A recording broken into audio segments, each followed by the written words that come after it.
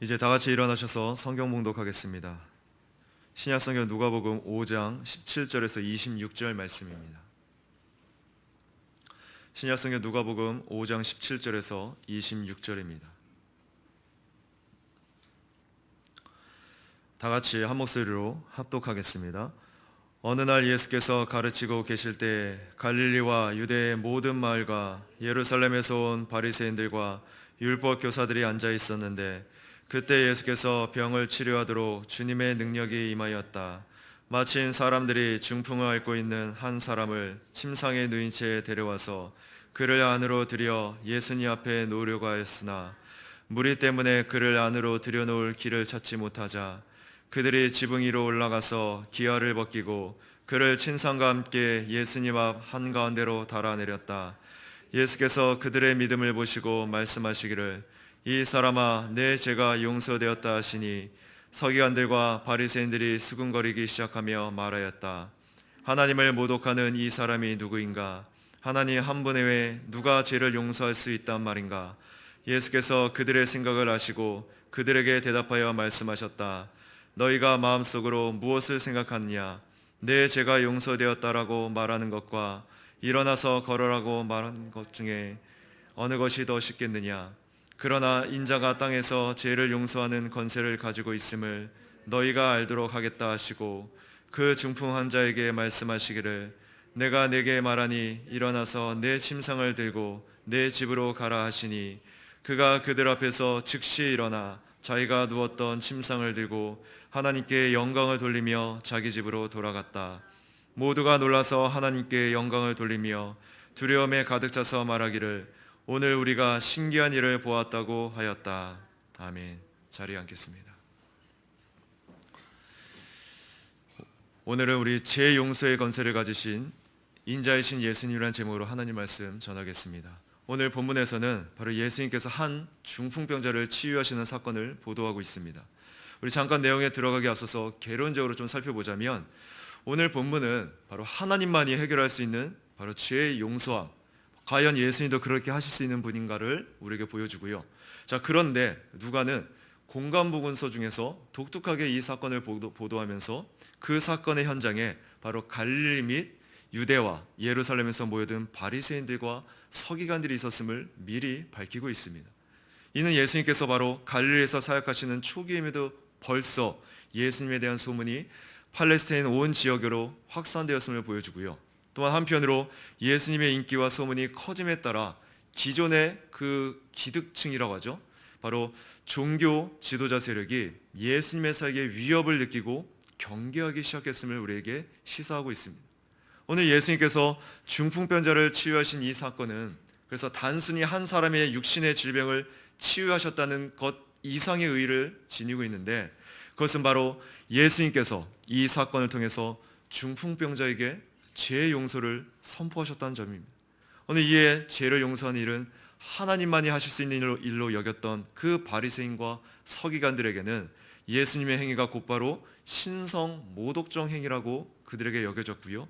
오히려 예수님께서는 이 사건을 통해서 자신의 신성을 명백히 나타내 보이셨다는 것입니다.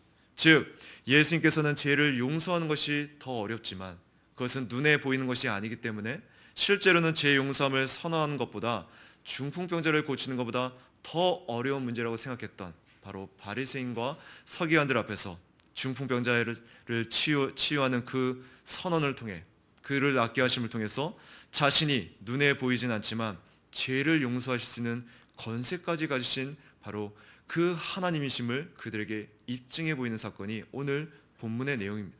자, 이제 한 구절씩 좀 우리가 살펴보면 본문은 이렇게 시작합니다. 17절에 어느 날, 정확히 언제인지 모르지만 병행 구절인 마가복음을 보면 바로 가버나움에서 있었던 그 일이라고 기록합니다.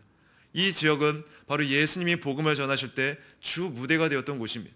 이곳에서 예수님은 가르치셨고요. 또한 병 고치는 일을 그 사역을 감당하셨습니다. 오늘 이렇게 예수님께서 가르치는 사역을 할 때 바리새인들과 율법 교사들이 나오는데 이들은 율법을 절대시하는 당시 유대의 종교 지도자로서 대부분 바리새파에 속해 있었습니다. 당시 이스라엘 종교 지도자로 활동했으나 실제로 그들은 유대 백성을 구원할 아무런 능력을 발휘하지 못한 데 반해서 바로 백성들의 병을 치유하면서 능력 있는 말씀을 선포하시는 예수님은 바로 그들과 극히 대조적인 모습을 보인 것입니다. 오늘 유대 율법 교사들은 바로 예수님이 백성들의 마음을 도적질하고 있다고 생각했고요. 예수님의 행동을 책잡기 위해 지금 그곳에 갔지만 이미 뭐예요? 그 마음의 동기가 악하다라는 거예요. 오늘 예수님의 건세와 능력을 보고 큰 충격을 받습니다. 그럼에도 불구하고 그들은 예수님 앞에 엎드리니커녕 뒤에 이제 21절에서 살펴보겠지만 오히려 어떻게 해요? 그 예수님을 공격합니다. 그 바리새인과 율법 교사들은 율법 및 정통에 대한 전문적인 지식을 가졌지만 오늘날로 따지면 정말로 한 신학교의 교수 정도 될까요? 정말로 성경을 연구하고 가르치는 자였지만 메시아 되신 예수 그리스도를 알아보지 못했고요. 하나님의 진정한 뜻을 깨닫지를 못했습니다. 여러분, 아무리 성경에 대한 지식이 해박해도 그 안에 성령의 조명을 받지 못한다면 그 지식은 오히려 그를 망치는 길을 갈 것입니다. 오히려 그 말씀이 구원의 말씀이 아니라 그 사람을 오히려 하나님을 만나지 못하게 하는 방해 요소가 된다는 거예요. 진리를 깨닫지 못할 뿐만 아니라 오히려 하나님을 대적하는 사람으로 살아갈 수도 있다는 것입니다. 자, 그래서 18절에 보면 그런데 그때 사람들이 한 중풍병자를 네 사람에게 바로 들것에 메어 가지고 예수님에게 왔다고 말씀합니다. 중풍병자란 말은 바로 뇌출혈과 같은 증상으로 몸의 일부분 또는 전신을 움직일 수 없는 그 상태에 있는 사람을 의미합니다. 바로 중풍병의 의학 용어 아포플렉시는 원래 무엇에 의해 크게 얻어맞고 기절했다, 그런 의미의 헬라어에서 유래된 말입니다. 그만큼 중풍병에 걸린 사람은 그 수족을 자유롭게 움직일 수 없습니다. 말도 제대로 하지 못하고요, 심한 경우에는 그저 누워만 지내했던 것입니다. 그러므로 좀 과한 표현이긴 하지만 심한 중풍병자는 신체적으로는 살아있는 사람이지만 사회적으로는 이미 죽은 사람과 같은 그런 취급을 받는 거예요. 밭도 남이 먹여줘야 살고요, 용변도 남이 처리해줘야 하는 사람, 바로 살아있는 사람이라고 여길 수 없는 것입니다. 사람은 그 스스로 활동하고 일을 하며 남에게 유익을 줘야 사회적으로 바로 산 사람입니다. 요한계시록 3장 1절에 보면 바로 주님은 성도들 중에도 살았다는 이름을 가졌으나 죽은 자, 바로 그러한 자들이 있다고 말합니다. 오늘 이들은 성도로서 마땅히 행해야 할 것들을 행치 못하는 신앙의 중풍병자들입니다. 신앙행위에 마비증이 걸린 이들입니다. 겨우 주님의 은혜로 그 신앙생활을 유지하고 아무 일도 못하는 사람, 오히려 남에게 불편함만 끼치는 사람, 바로 신앙의 중풍병자입니다. 또한 신앙의 큰 상처와 충격을 받고 그것을 극복하지 못한 사람도 주님의 말씀을 실천하기가 어렵습니다. 그 의식 속에 사람들에 대한 미움과 불신과 원망으로 가득 차 있기 때문입니다. 그러므로 하나님의 그 배후에서 일하시는 섭리에 대해서도 그는 의문을 품고요, 하나님의 그 역사를 온통 자기의 기준 하에서 바라보지는 못할 것입니다. 자, 그런데 여기서 우리는 일반적으로 이렇게 부정적인 자기 사고에 갇힌 중풍병자와는 달리 본문에 등장하는 이 중풍병자는 정말로 복이 많은 사람임을 알 수 있습니다. 여러분, 지금 몸도 마음대로 움직이지 못하고 있는데 왜 이 자가 복받은 사람인가요? 왜냐하면 첫째는 이 중풍병 때문에 예수님을 필요로 하게 되었기 때문입니다. 중풍병, 바로 신앙의 중풍병은 온갖 자기중심으로 육체적뿐만 아니라 정신적으로도 온통 자기 부정의 그 견고한 진을 쌓고 살아가는데 본문의 중풍병자는 이러한 모습과는 다른 그러한 모습을 우리에게 비춰줍니다. 비록 중풍으로 인해 몸은 불편하지만 중풍이 없었다면 이처럼 절박하게 예수님을 찾는 일도 그에게는 없었을 것입니다. 중풍으로 본인 스스로 하는 일이 거의 없지만 이 중풍병자는 자신의 삶을 힘들게 불편하게 만들 이 중풍을 핑계 삼아 자신의 왕국을 쌓기보다는 예수님의 소문을 듣고 꼭 예수님밖에 내 질병을 고쳐줄 뿐이니까 없다는 그런 확신 가운데 지금 예수님 앞에 나왔다는 것입니다. 오늘 기억하시기 바랍니다. 바로 회복의 원리, 믿음의 그 원리는 바로 죄 용서함을 받는데 전제가 뭐예요? 하나님의 은혜가 있지만 그 과정 가운데 분명히 중풍병자가 예수님이 누구인지 소문을 통해서 하나님을 아는 지식이 있었다라는 것입니다. 이 중풍병자는 가버나움의 놀라운 치유의 능력을 가지신 그 예수님이 왔다는 소문을 듣고 자기도 치유받을 수 있다는 소망을 품게 되었고요. 결국 내 친구들의 도움을 받아 예수님께 나아갈 수 있었습니다. 둘째는 자신을 예수님께로 데려갈 수 있는 친구들이 있었습니다. 이 친구들이 없었다면 그는 예수님께로 절대 나올 수 없었을 것입니다. 그런데 본문에 보면 이들에게 문제가 생깁니다. 지금 소문을 듣고 중풍병에 걸린 친구들이 들것에 메고 예수님이 계신 집 앞까지 왔는데 수많은 사람들 때문에 더 이상 예수님께로 들어갈 수가 없는 것입니다. 사실 이것이 소문을 듣고 믿음으로 나와왔지만 이들에게 닥친 첫 번째 장애물입니다. 그래서 이들이 어떻게 합니까? 포기하고 돌아가나요? 그들이 여기서 중단하나요? 여기서 포기하지 않습니다. 그들은 이 영혼을 반드시 예수님께로 데려간다는 절박함이 있었습니다. 사실 우리가 신앙생활 가운데 믿음의 발을 내디뎌야 할 때가 종종 있습니다. 때로는 우리를 시험 가운데 통과하는 원리로 또는 재보응하시는 원리 가운데 우리를 성숙한 신앙 정결케 하는 원리로, 그런데 안타까운 것은 이러한 믿음을 발휘할 때 항상 우리를 막는 장애물들이 있습니다. 여러분 기억하세요. 바로 믿음으로 나아가는 그 원리 안에는 그냥 순탄하게 그냥 일이 풀리지 않습니다. 우리가 생각한 대로 되어지지 않습니다. 항상 하나님께서는 그 믿음을 시험하기 위해 믿음을 달아보기 위해서 장애물을 놓으신다는 거예요. 성경의 수많은 믿음의 사람들을 보세요. 그들 앞에는 항상 장애물이 있었어요. 그런데요, 그 믿음의 역사는 그 장애물을 뛰어넘습니다. 오늘 중풍병자의 이 내 친구도 역시도 그러한 장애물을 만났다는 거예요. 내 상황, 내 경험, 내 기준으로 이미 발을 내디뎌야 함에도 불구하고 다 뭐예요? 내 상황에 맞춰서 결정을 내립니다. 이미 다 안 될 거야. 다른 사람은 가능해도 나는 아닐 거야. 내 형편에 맞춰서 내 사고 안에서 하나님의 그 역사, 하나님의 그 믿음의 의리로 하나님의 그 일하심을 보지를 못합니다. 이러한 자세는 절대 하나님의 역사를 내 삶 가운데 경험할 수 없을 것입니다. 바로 역동적인 신앙생활은 나와는 거리가 먼 이야기일 것입니다. 오늘 중풍병자의 친구들의 이 믿음을 보세요. 얼마나 역동적입니까? 그들은 멈추지 않고요, 포기하지 않고요, 행동합니다. 그래서 어떻게 하나요? 그들은 그 집의 지붕으로 올라가는데 당시 일반 서민들의 지붕은 평평한 옥상을 갖고 있었고요, 외부에 계단이 놓여 있어서 누구나 쉽게 올라갈 수 있었다고 합니다. 그리고 대부분 옥상은 들보를 중심으로 작은 나물들을 거쳐서 지프로 덮고 진흙으로 발라놓았습니다. 그래서 당시 지붕은 힘만 있으면 얼마든지 뜯어낼 수 있었다고 말합니다. 문제는 이렇게 멀쩡한 지붕을 뜯어내면 집 안에 있던 사람은 어떻게 될까요? 그 흙먼지를 다 뒤집어 쓸 수밖에 없었다는 것입니다. 한번 생각해 보세요.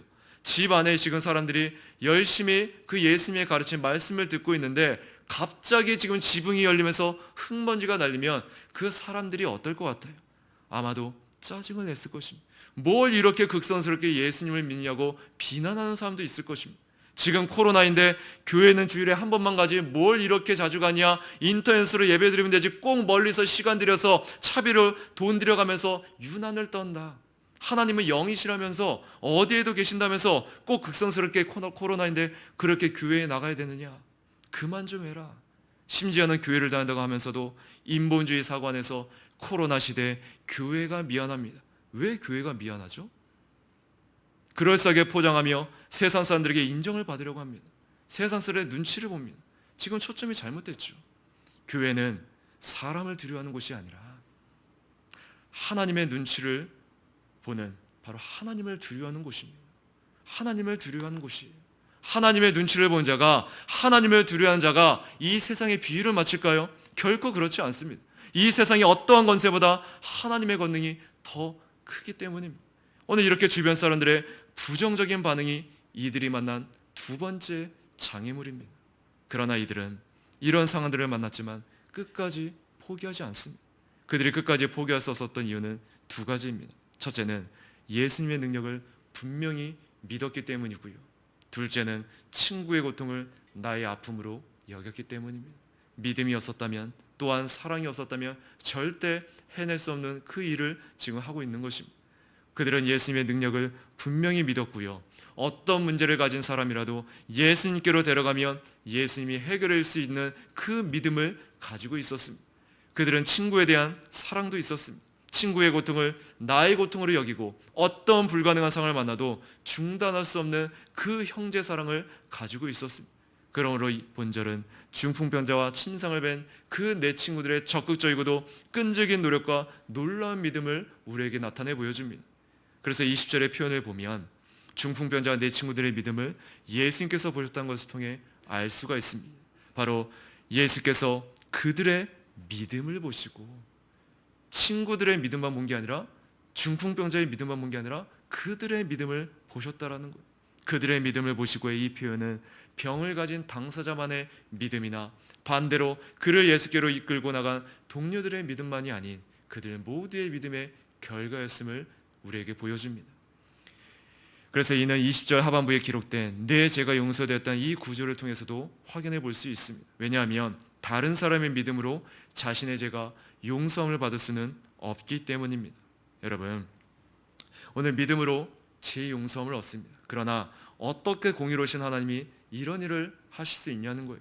어떻게 죄 있는 사람을 용서하실 수 있습니까? 죄에 대한 형벌은 어떻게 된 것입니까?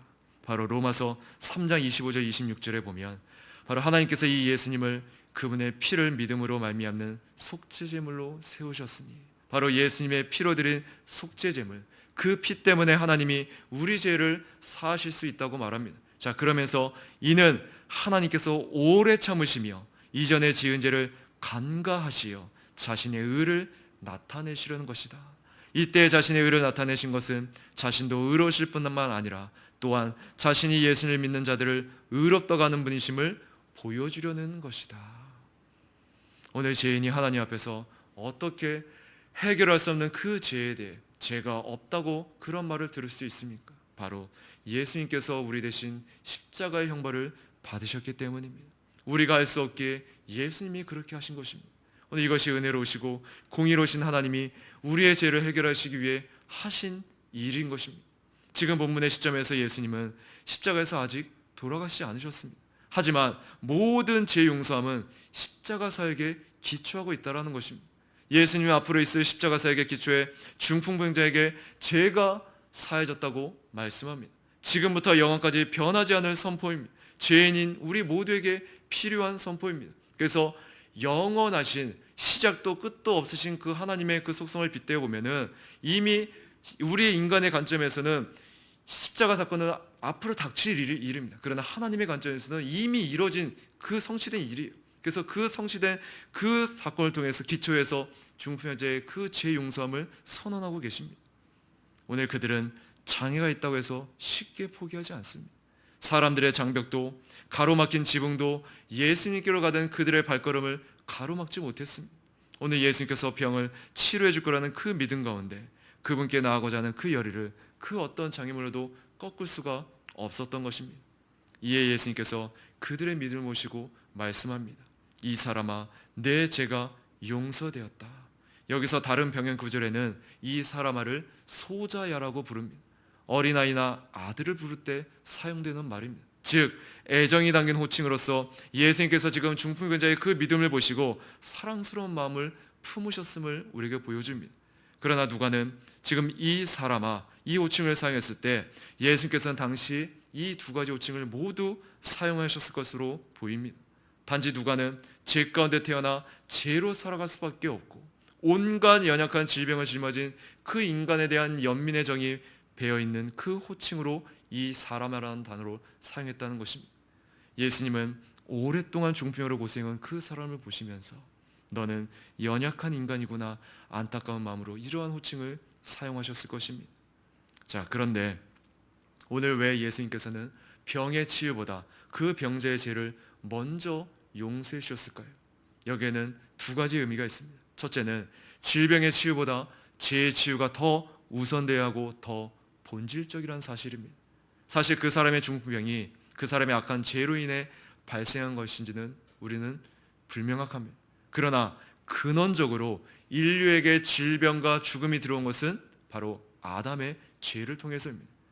죄가 있기 전에는요 질병이 없었다는 거예요. 그 완벽하게 창조된 지음받은 아담의 상태를 비교해 보면 너무나 잘 알 수 있습니다. 그러나 죄가 들어오자마자 인류에게는 뭐예요? 질병과 고통과 모든 죄로 발생되는 문제들이 생겨났습니다. 그리고 현상적으로도 죄를 통하여 질병이 생겨나는 경우도 적지 않다라는 거예요.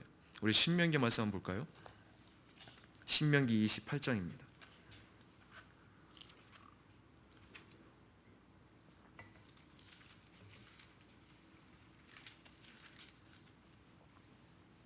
신명기 28장 우리 20절에서 22절까지 한번 읽겠습니다.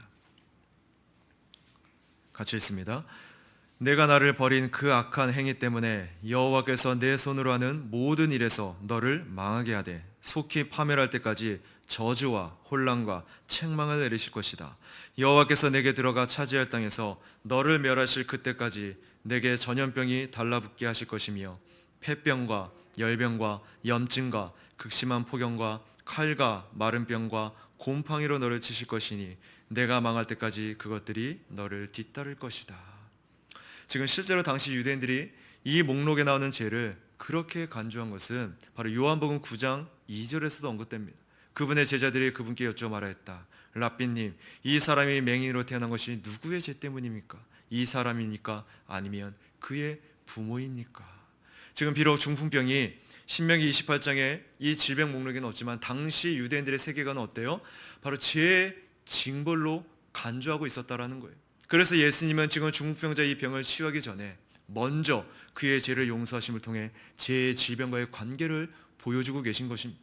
흔히 우리는 중풍병을 비롯한 질병이나 우리가 당하는 고통을 하나님의 채찍으로 보지 못하고 몸의 고통만을 제거해달라고 기도하는 경우가 있습니다.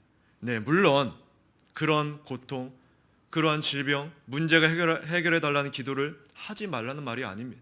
그러나 신자라면 고통의 원인, 질병의 원인인 죄와 또한 그것을 허락하신 하나님과 연결시켜야 합니다.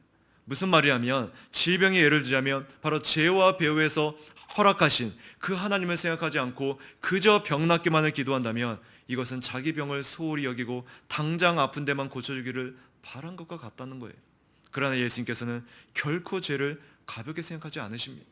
오늘날 심리학자는 세상에서 죄를 접근하는 방식으로 무리들에게 너가 죄의식에 사로잡혀 있느냐? 그런 건 아무것도 아니다. 그냥 잊어버려라. 상처받은 너의 잘못이 아니야. 너에게 상처를 준 부모, 선생님, 또 그 누군가 잘못이지 너의 잘못이 결코 아니야. 또한 지나친 죄의식은 너 자신을 힘들게 하기에 그 죄의식을 없애버려야 돼. 그렇게 심리학자처럼 예수님께서 말씀한 적이 단 한 번도 없었다라는 거예요. 오히려 그와 반대로 죄란 하나님의 거룩한 율법을 떠난 것이므로 용서할 수 없는 것이라 생각하셨고요. 또한 영혼을 지시시키는 것으로 생각했으며 단지 외적 행동뿐만이 아니라 마음과 관계된 문제로 생각했습니다. 앞에서 말한 그래서 겉면이 근원적인 죄에 대한 해결책이 아님을 알고 계셨습니다. 또한 사람이 선행으로서 죄를 없애거나 노력한다고 해서 해결될 문제가 아님을 알고 계셨습니다. 이러한 세상 철학은 단지 비극적인 실패와 깊은 절망감만 안겨줄 뿐이라는 사실도 알고 계셨습니다.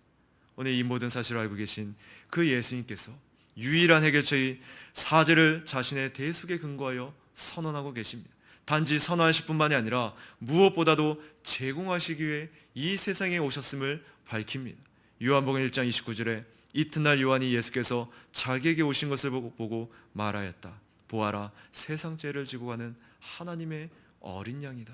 또한 마가복음 10장 45절에는 인자는 섬김을 받으러 온 것이 아니라 섬기러 왔고 자기 목숨을 많은 이들을 위한 대속물로 주기 위하여 왔다라고 말하고 있습니다. 이에 싱클레어 퍼거슨은 이렇게 말합니다. 성경은 우리가 비록 타락한 피조물일지라도 우리에게 하나님의 형상이 남아있다고 역설한다. 그것은 흉하게 일그러졌거나 뒤틀려져 있을 수도 있다. 아니면 본래 하나님의 형상을 비췄던 거울은 산산조각이 났을지도 모른다. 하지만 우리는 여전히 인간으로 우리가 본래 유지해야 했던 존재의 그림자나마 갖고 있다. 그러나 우리가 회복되려면 예수님은 소위 밑바닥까지 내려가셔서 끔찍한 분열을 경험하셔야 했다. 새로운 조화와 새로운 인류를 만들기 위해 죄로 취급받고 저주를 감당하고 인간이 아닌 벌레가 되셔야 했다. 그러므로 예수님께서는 오늘 내 죄가 용서되었다고 중풍병자에게 말씀하셨을 때 그는 나단이 회개하는 다윗에게 그러했던 것처럼 바로 하나님의 용서의 소식을 그에게 전달하는 데 그친 것이 아니라 자신의 권한으로 그의 부채를 탕감하셨던 것입니다. 여러분, 예수님께서는 오늘 우리를 그 죄를 완전히 그리고 영원토록 도말하십니다.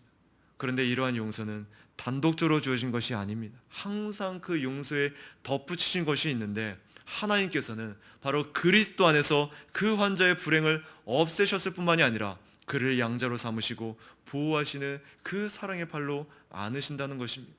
여러분, 모든 질병으로부터의 유일한 구제책은 바로 하나님의 은혜로 사는 것입니다. 흔히 불신자들은 그들의 재난을 이겨내도 하나님께서 계속해서 영원히 그들의 원수로 남아있을 것입니다.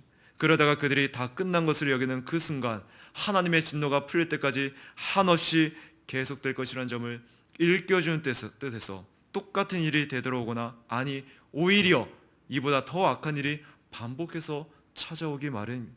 그런데도 악인의 특징이 뭐예요? 그러한 원리를 깨닫지를 못합니다. 이는 마치 하나님께서 아모스 선지자를 통해서 5장 19절에 사람이 사자 앞에서 도망하다 곰을 만나거나 집에 이르러 벽에 손을 대었다가 뱀이 무는 것과 같다. 그러한 말씀과 일맥상통한다라는 거예요. 그래서 성경에서는 오늘 우리들이 우리의 고통을 달래주시사 하고 기도할 때 하나님께서 죄로부터의 그 용서를 약속하고 있다는 표현이 반복적으로 나타납니다. 그러므로 이 우선순위는 우리가 기도하는 가운데 항상 지켜야 될 사항입니다. 즉, 우리가 범하는 그 죄의 고통에서 경고를 받을 때 무엇보다도 죄의 용서를 받도록 힘써야 한다는 말입니다. 그래야 하나님 우리를 때리는 그 손길을 거두시고 우리는 그분과 화해할 수 있기 때문입니다. 그래서 징계가 없는 자는 뭐예요? 사생아라고 얘기하잖아요. 오히려 그럴 때 바짝 엎드려 하나님 앞에 용서를 구해야 될 것입니다. 둘째로는 바로 예수님의 죄 용서의 권세와 자격이 있는 분이라는 사실입니다. 원래 죄 용서는 하나님만이 하실 수 있는 것인데, 그것을 지금 예수님이 하신 것은 바로 예수님께서 곧 하나님과 동일 본질의 존재라는 사실을 분명히 보여주고 있는 것입니다. 이에 시편 130편 4절에 그러나 사유하심이 주께 있으면 주를 경외하게 하심이니이다. 다윗은 또한 이렇게 노래합니다. 시편 32편 1절 5절에 허물의 사함을 받고 자신의 죄가 가려진 자는 복이 있도다. 내가 이르기를 내 허물을 여호와께 자복하리라 하고 주께 내 죄를 아뢰고 내 죄악을 숨기지 아니하였더니 곧 주께서 내 죄악을 사하셨나이다. 그러므로 예수님께서 지금 죄 용서의 이 선포를 하셨다는 이 사실은 그가 성자 하나님이며 그에게 죄 용서의 권세가 있다는 사실을 우리에게 증명하고 있습니다. 자, 그래서 중간 정리를 해보자면, 여러분, 누가 죄를 용서할 수 있습니까? 오직 하나님 한 분뿐입니다. 그분 외에는 그 누구도 죄를 용서할 수 없습니다. 모든 사람이 죄를 범하고 하나님 앞에 의인은 하나도 없다고 말합니다. 어떻게 죄인이 죄인을 그 깨끗하다고 말할 수 있겠습니까? 어떻게 악인이 악인을 죄 없다고 선포할 수 있겠습니까? 자신이 헤어나지 못한 죄를 깨트릴 힘이 그 어떤 죄인에게 있을 수 있냐는 거예요. 오늘 예수님께서는 바로 내 죄가 용서되었다고 말씀함으로써 죄짐을 지고 고통하는 영혼을 건져내셨을 뿐만이 아니라 영혼의 깨끗게 됨, 바로 병고침보다 훨씬 중요하다는 사실을 우리에게 선포하십니다. 오늘 여기서 예수님은 자신은 실제로 죄로부터 자유를 가져올 수 있는 분이고, 또한 그것을 선언할 수 있는 신적 권위를 가진 분으로 우리에게 보여줍니다. 또한 주님은 중풍병자의 그 죄를 우선적으로 용서하심으로써 죄 용서야말로 인류가 해결해야 될 가장 크고 시급한 과제임을 보여주고 계십니다. 실로 죄를 용서하기 위하여 예수님께서는 하늘 보좌를 버리시고 이 땅에 오셨으며 인류를 위해서 십자가에 달려 죽으셨습니다. 따라서 본문에서 예수님의 이 중풍여자를 향한 죄 용서의 공포는 훗날 온 인류를 향한 죄 용서의 선포를 예표하는 것이라고 볼 수 있는 것입니다. 자, 그러자 그 자리에 있던 서기관과 바리새인들의 반응이 어떠한가요? 21절에 서기관과 바리새인들이 수군거리기 시작하며 말하였다. 하나님을 모독하는 이 사람이 누구인가? 하나님 한 분 외에 누가 죄를 용서할 수 있단 말인가? 오늘 서기관과 바리새인들이 보기에 한낱 인간에 불과하다고 여겨졌던 그 예수님이 바로 죄 용서를 선언하는 것은 분명히 뭐예요? 하나님의 고유 영역과 고유 권한을 침해하는 신성모독의 행위였다는 거예요.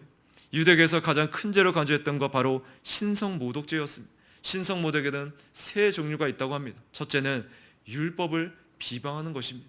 사도행전 20장을 보면 예루살렘의 유대인들이 사도 바울에게 바로 이 죄목을 뒤집어 씌웁니다. 둘째로 하나님의 이름을 모독하고 저주하는 것입니다. 이것은 하나님 자신을 모독하거나 저주하는 것과 마찬가지입니다.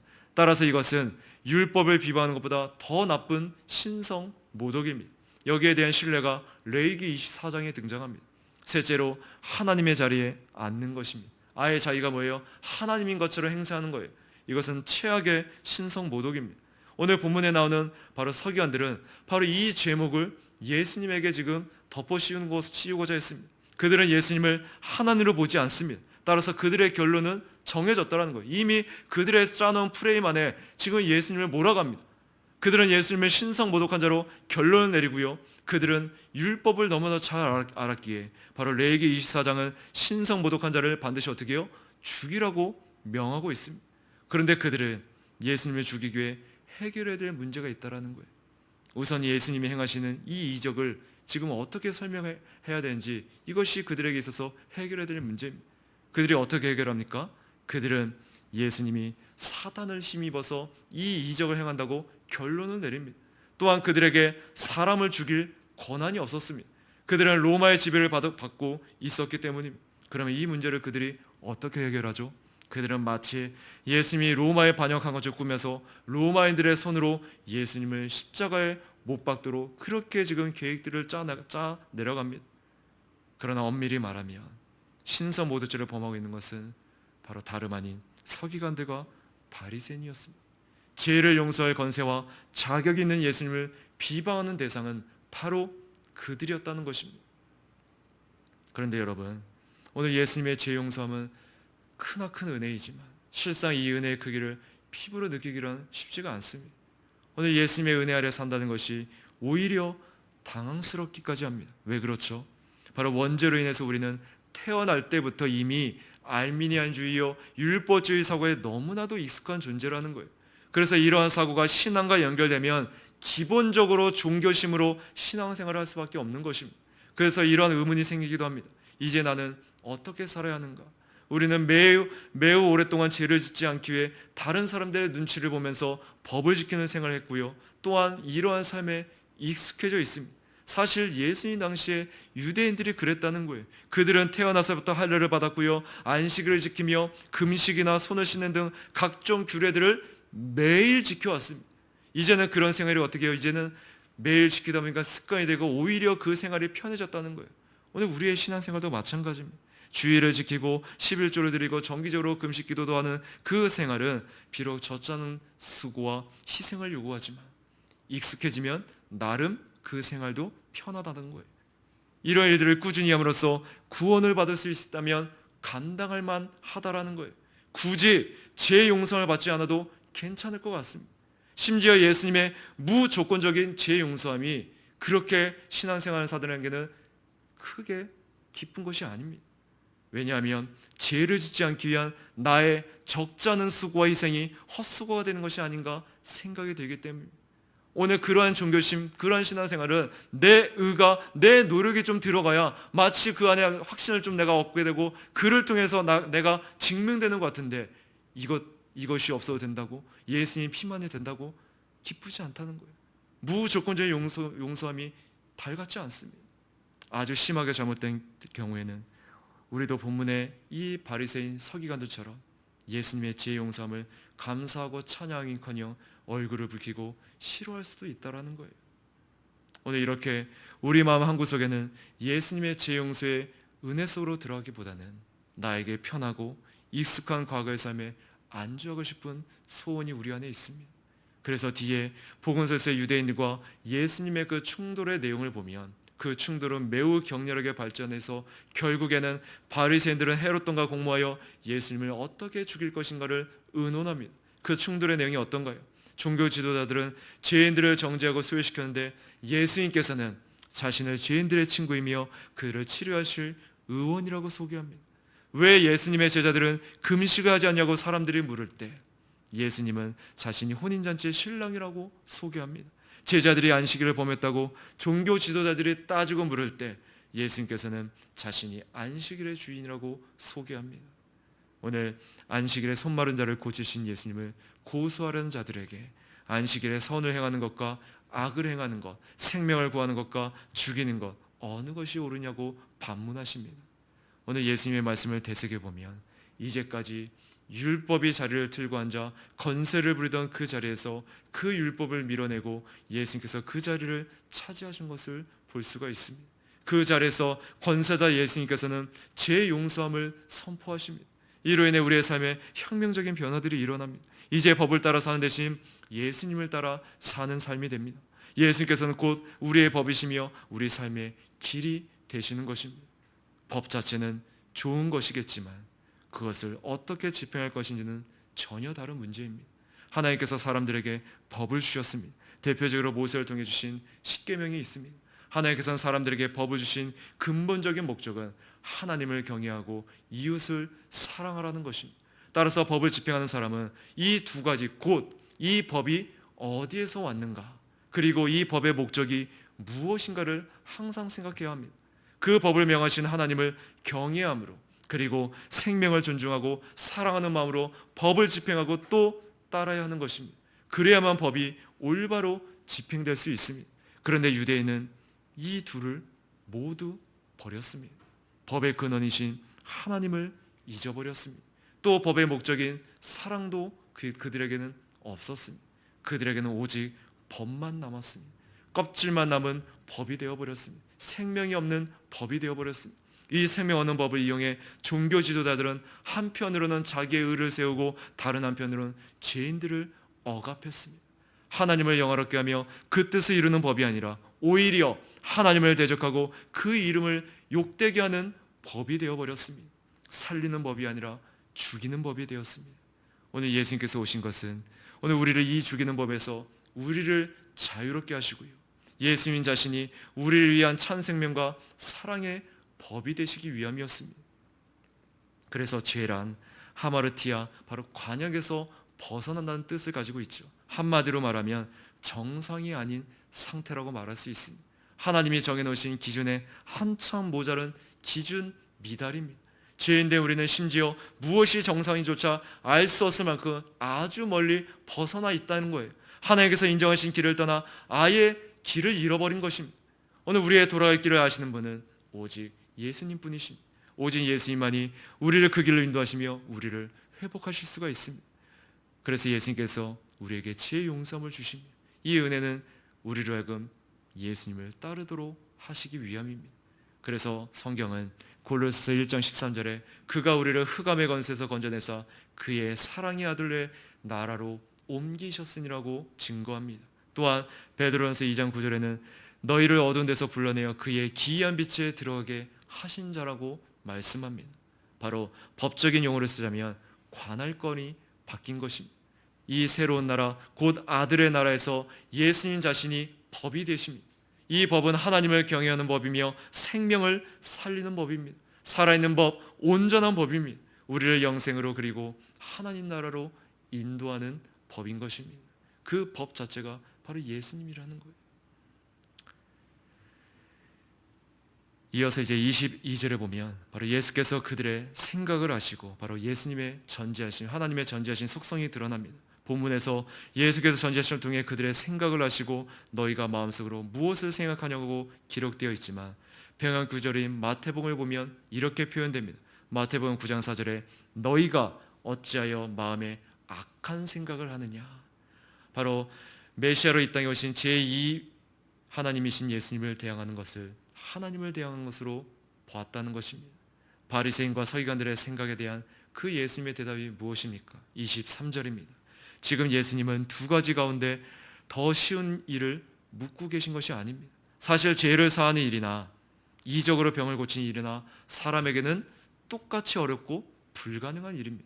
그러나 하나님에게는 똑같이 쉬운 일입니다. 지금 예수님은 두 가지 가운데서 말하기 쉬운 것을 묻고 계십니다. 그렇다면 서기관들 입장에서 어떤 말이 지금 더 쉽겠죠? 당연히 내 죄사함을 받았느니라, 이 말이 더 쉬울 것입니다. 이는 신성 모독자라, 모독하는 자라고 얼마든지 할 수 있는 말이기 때문입니다. 반면에 일어나 내 상을 가지고 걸어라, 이 말은 어떻습니까? 이 말은 금방 겉으로 드러납니다. 진위가 드러납니다. 따라서 이 말은 누구라도 함부로 할 수 있는 말이 아닙니다. 다시 말해 이 말은 그만큼 하기가 어려운 말인 것입니다. 자, 그러면 여기서 예수님께서 이 말을 하신 의도가 무엇입니까? 이제 예수님은 서기관들의 생각에 말하기 어렵다고 여기는 일을 행하실 것입니다. 그리함으로써 예수님은 그들의 생각에 말하기 쉽다고 여겨진 일도 역시 행할 수 있다는 사실을 보여주시고자 했던 것입니다. 뿐만 아니라 서기관들의 그 마음속에서 시작된 주님을 대적하는 그 마음은 결국 주님을 십자가의 죽음으로 몰고 가는 출발점이 되었다는 사실도 염두에 두었을 것입니다. 이렇게 예수님이 신성을 지니신 하나님이심을 드러내는 부분이 바로 22절 이하의 말씀들입니다. 24절에서 알 수 있듯이 바로 사람의 능력으로서는 선포하기 어려운 내 죄가 용서받았다는 이 선포를 예수님이 하신 것은 그에게 죄를 사하는 권세가 있었다는 사실을 바로 서기관과 바리새인들을 비롯한 무리들을 하여금 알게 하기 위함이었습니다. 즉 예수님은 죄 용서의 권세를 증거하는 이 사람아 내 죄가 용서받았다 이 말을 선포하심으로써 자기 주위에 있는 모든 사람에게 자신은 하나님과 동등한 존재여 인간의 죄를 사하러 이 땅에 온 메시아라는 사실을 강조했고, 영적으로 무딘 사람은 이에 대해 제대로 깨닫지 못했다는 것을 우리에게 보여주고 있습니다. 또한 인자라는 이 단어는 복음서에만 89회가 나온다고 말합니다. 직역하면 사람의 아들 정도가 될 것입니다. 싱클레어 퍼거슨이 말한 것처럼 예수님을 인자라고 부르는 이가 오직 예수님 자신밖에 없다라는 것입니다. 복음서에서 종종 인자라고 이 호칭이 발견될 때마다 예수님께서는 스스로 겸손하게 낮추어 표현한 것이라고 생각해 왔습니다. 하지만 인자란 말은 이보다 더 풍부한 의미를 지니고 있습니다. 인자가 예수님이 스스로 지칭하실 때 가장 즐겨 쓴 표현이라고 퍼거슨은 말하면서 이 칭호의 풍부한 의미를 이렇게 말합니다. 예수님의 정체, 활동, 사역의 의미를 가장 포괄적으로 묘사하는 표현이 인자라는 단어이다. 그래서 이 인자라는 칭호의 기원이 될 만한 구절이 바로 다니엘서 7장입니다. 한번 볼까요? 다니엘서 7장 13절 14절입니다.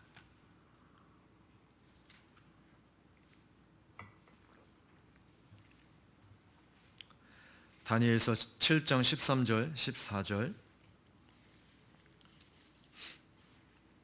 같이 읽습니다. 밤중에 환상 중에 내가 보니 하늘에 구름을 타고 인자 같은 이가 와서 옛적부터 계신 분 앞에 인도되었다.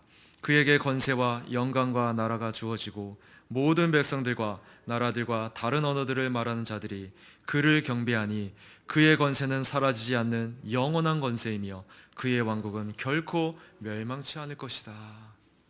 지금 다니엘의 묘사하는 인자는 단지 인성이 강조된 겸손한 하나님이 아니라 모든 권세와 영광을 가지고 모든 백성과 나라와 민족을 다스리시는 왕이라는 것을 알 수 있습니다. 소멸되지 아니하는 영원한 권세와 영원한 나라를 다스리는 분이십니다. 계속된 다니엘 7장 말씀은 그 왕께서 모든 악을 심판하시고 멸망시킬 것을 예언하고 있습니다. 그래서 다시 한번 그분의 권세와 왕권의 영원함을 찬양합니다. 그래서 다니엘 7장 27절에 보면 그때의 나라와 권세와 온 천하에 있는 왕국들의 위대함이 지극히 높으신 분의 백성인 성도들에게 주어질 것이다. 그들의 왕국은 영원한 왕국이니 모든 권세자들이 그들을 섬기며 복종할 것이다. 여러분, 우리가 앞에서 천사 가브리엘이 마리아가 장차 성령의 능력으로 잉태할 그 아기에 대해 예언했던 것을 기억하시죠? 바로 누가복음 1장 32절 33절에 그가 큰 자가 되고 지극히 높으신 이의 아들이라 일컬을 것이요 주 하나님께서 그 조상 다윗의 왕위를 그에게 주시리니 영원히 야곱의 집을 왕으로 다스릴 것이며 그 나라가 무궁하리라. 오늘 예수님이 왜 스스로를 인자라 하셨는지 조금 더 분명해집니다. 그분은 지극히 높으신 이로서 영원한 왕권을 가지고 무궁한 나라를 다스리실 것입니다. 그래서 퍼거슨은 인자라는 호칭은 단순히 신성과 구분되는 인성을 강조하는 것 이상의 의도가 있다고 말합니다. 바로 비할 데 없는 승리와 장엄, 영광을 드러낸다. 이것이 인자라는 단어라는 거예요. 또 한편 성경에는 인자가 천 사람으로서 인간을 가리키는 경우도 있습니다. 특히나 에스겔서에서는 하나님께서 선지자 에스겔을 부를 때 93번이나 이 단어가 사용되었습니다. 다른 인간들과 구별해서 에스겔을 사랑으로 부른 호칭이 인자였습니다. 또한 시편 8편에서도 다윗이 하나님의 위엄과 능력을 찬양하면서 인자가 무엇이간데 노래하는 것을 볼 수 있습니다. 이는 참 인간을 가리키며 바로 퍼거슨의 말에 따르면 창조주 하나님이 지으신 인간의 순기능인 하나님의 말씀을 모든 피조물에게 전하는 선지자, 하나님이 만드신 모든 피조물이 드려야 할 예배를 지성적으로 표현해내는 제사장, 예배자의 역할을 하도록 지음받은 참 인간을 말한다고 말합니다. 그러므로 예수님께서 스스로를 인자라고 칭하실 때 하나님께서 원래 의도하신 인간으로서의 역할, 아담이 실패한 그것을 두 번째 아담으로서 예수님께서 찬 사람으로서 이루실 것을 의미한다고 말할 수 있는 것입니다. 이에 퍼거슨은 이것이 바로 인자가 의미하는 것이다. 하나님의 형상으로 창조되고 하나님이 주신 사명을 성취해 하나님의 동산인 세상을 땅끝에 이르기까지 질서정연하고 완전하게 만드는 것이다. 하나님의 형상대로 창조되고 하나님과 생명의 교제를 나누고 하나님의 사랑과 친밀함을 경험하고 영광스러운 사명을 받는 것 모두 예수님이 말씀하신 인자라는 표현으로 요약된다. 예수님은 이 일을 다 이루실 분이다. 그래서 퍼거슨은 복음서에 사용된 인자가 세 가지 범주에서 쓰였다고 말합니다. 첫째는 예수님은 성육신하신 인자로 천국을 세우신다는 것입니다. 바로 복음을 전파한다는 것이죠. 두 번째로 예수님 고난받는 인자로 천국을 사신다는 것입니다. 바로 희생의 성격이 있습니다. 세 번째로 예수님은 승리하신 인자로 천국을 완성하실 것입니다. 장차 왕으로 오셔서 영원 무궁토로 통치하고 다스릴 것입니다. 그래서 오늘 본문에 나온 인자가 바로 첫 번째 본주 복음 전파에 사용되었다는 것입니다. 그래서 일어나서 어떻게 해요? 집으로 가라. 바로 예수님은 중풍여자의 죄를 먼저 사해 준 후에 그의 육체적 질병도 완치해 주셨습니다. 이로써 예수님은 그 중풍여자의 영적, 육적 모두를 해결해 주셨습니다. 이는 세상에 그 어떤 의사도 지니지 못한 권세요 능력이었습니다. 예수님은 그 중풍여자를 치료하면서도 별다른 의료 조치와 행동을 취하지 않으셨습니다. 뻣뻣이 굳어 마비되어 버린 그 몸에 마사지를 하거나 과격한 안찰도 또한 약을 쓰지도 않으셨습니다. 오로지 말씀 한마디로 치유하십니다. 여기에 또한 예수님의 신적인 권능이 드러나는 것입니다. 그리고 예수님의 그 병자에게 직접 명령하십니다. 즉 본문의 명령어는 모두 다 2인칭 단수로 되어 있는데 이는 그를 메고 왔던 내 친구의 도움이 이제 전혀 필요 없는 완전히 회복이 이루어졌음을 말해주는 단어입니다. 그래서 25절에 그가 그들 앞에서 즉시 일어나 자기가 누웠던 침상을 들고 하나님께 영광을 돌리며 자기 집으로 돌아갔다. 하나님의 그 말씀의 권능이 임하자마자 어떻게 해요? 즉시 일어났다라는 거예요. 중풍병자는 완전히 그 중풍에서 벗어났습니다. 그래서 그는 예수님이 명하신 대로 그대로 행했고 그는 일어났습니다. 그는 바로 그 자리에서 그의 상을 들었습니다. 그리고 집을 향하여 자기의 발로 걸어나갑니다. 말하자면 그의 몸에 지금 창조의 역사가 일어났다는 거예요. 이와 같은 창조의 역사는 우리 몸을 창조하신 하나님만이 하실 수 있는 일입니다. 말하자면 이때 예수님은 그 중풍여자에게 창조의 이적을 행하신 것입니다. 그 목적이 무엇입니까? 바로 예수님이 창조주 하나님이라는 사실을 밝히 보여주기 위해서입니다. 그렇습니다. 예수님은 창조주 하나님이십니다. 그렇다면 예수님에게는 분명 죄를 용서하는 권세도 있으십니다. 그래서 예수님은 중풍여자에게 그의 죄가 사함을 받았다고 말씀하고 계십니다. 이제 오늘 본문 마지막에 그곳에 모인 무리들의 반응이 나타납니다. 그러므로 이 이적에 뛰어난 영광은 온몸이 구석구석 멍든 나머지 들것에 실려 내려온 사람이 갑자기 멀쩡하게 일어난 데 있습니다. 그러나 이 이적의 궁극적인 목적은 그리스도께서 바로 죄 용서의 권리와 권위를 취하심으로써 서기관들과 바리새인뿐만 아니라 많은 사람들이 하나님의 아들임을 드러내는 데 있다는 것입니다. 오늘 이러한 말씀을 통해서 우리가 생각해 볼 때 예수님께서는 중풍여자를 고치신 이적을 목도한 모든 사람들은 제정신이 아닐 정도로 눈이 지금 휘둥그레지며 경악과 감탄으로 벌어진 입을 한동안 다무지 못한 채 신기한 일을 봤다 두려워 떨고 있었다는 그 표현을 우리는 생각해 볼 수 있습니다. 그들은 연신 하나님께 영광을 돌립니다. 그러나 이 영광은 그리 오래가지 못해요. 왜요? 오히려 이들의 그 감탄은 20절에서 내 죄가 용서되었다. 거기서 일어났음에도 불구하고 외적으로 드러난 단순히 중풍병이 고쳐진 그냥 육적인 그 문제가 해결된 것만 통해 나타난 반응이었기 때문입니다. 오늘 중풍병자에게 죄 용서함을 선포하신 바로 예수님께서 곧 그에게 일어나 내 상을 가지고 집으로 가라 그렇게 말씀합니다. 그러자 그가 일어나 상을 들고 나갑니다. 이를 통해 예수님께서는 죄 용서함의 권세자이심을 분명하게 우리에게 증거하십니다. 이는 또한 예수님의 죄 용서함이 모든 문제의 근본적인 해결임을 나타내 보이십니다. 오늘 우리 각자가 죄 용서함의 권세 대신 바로 예수님을 마음으로 믿고 그 죄 용서함의 은혜를 누리게 되길 바랍니다. 바로 모든 우리의 문제의 근원이신 그 죄의 문제를 해결받지 않고서는 우리에게는 진정한 구원이 없음을 기억하시며 바로 우리의 죄를 유일하게 용서하실 수 있는 그 하나님 앞에 죄를 고하며 하나님 앞에 회개하고 또한 그 영광의 길을 걸어갈 수 있는 저와 여러분이 되기를 기도합니다. 우리 들을 말씀 생각하면서 기도하겠습니다. 오늘 중풍병자를 치유하신 이 사건을 통해서 오늘 예수님은 바로 하나님과 동등한 본질을 취하신 참 하나님이심을 나타내 보이셨습니다. 또한 그 모든 질병의 근원이신 외적인 것, 단순히 질병만 치료한 것이 아니라 우리의 죄의 문제까지 해결하신 유일한 중보자 되신 그 예수님을 우리가 나타내 보이셨습니다. 오늘 그 권세를 지니신 그 하나님 앞에 우리의 삶 가운데 믿음을 가지고 우리 역시도 그 하나님의 은혜 안에 거하며 정말로 그 죄의 용서함의 놀라우신 은혜를 누리며 살게 해달라고 하나님께 영광이 되는 삶을 살게 해달라고 같이 기도하겠습니다.